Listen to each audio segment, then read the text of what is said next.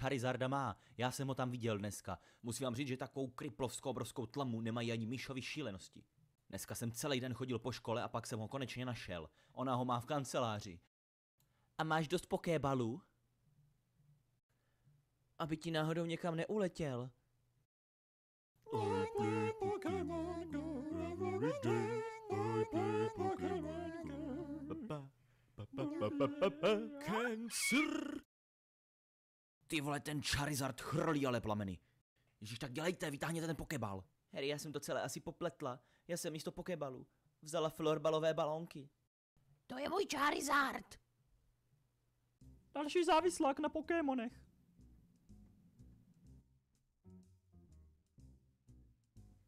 Chytal si tu Pokémony, co? Ne. Hajzle! Volal mě někdo. Vy jste náš správce sítě, takže jim to konečně zakážete. Oni místo hodiny lítají po škole, chytají Pokémony. Svět se fakt zbláznil. Já to hraju taky. Dneska jsem chytl Jigglypuffa. Sice mi ta svině málem utekla, ale prodal jsem svou manželku za Pokécoiny. A musím říct, že to byl nejlepší obchod v mém životě.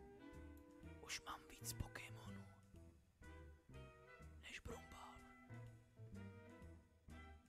Co lžeš, ty hajzlé? Brumbal má nejvíc Pokémonů na světě.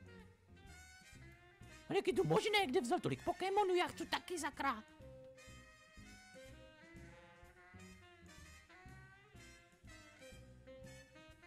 Get wrecked.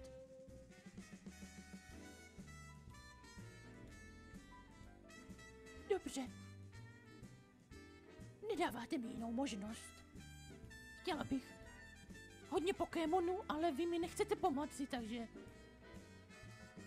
budu vám muset smazat váš Pokémon Go účet. Nedělejte to.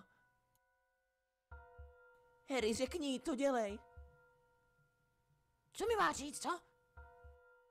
Když jí to ty neřekneš, udělám to já.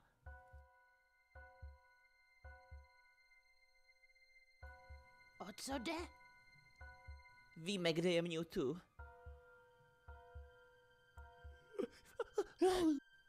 Už tam budem? Skoro. Snad se mi nevybije telefon. Powerbanku jsem nechala doma. Do prdele.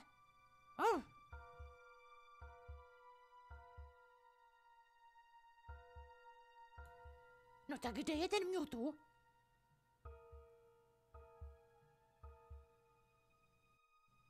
Žádný Mewtwo tu není.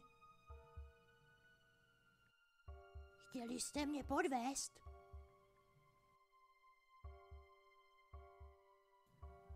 Víte, já miluju Pokémony.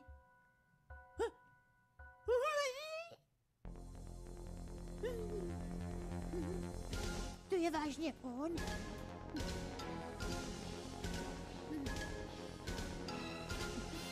Můj Pokébal se ti zmocní. Budeš můj Pokébal, leď.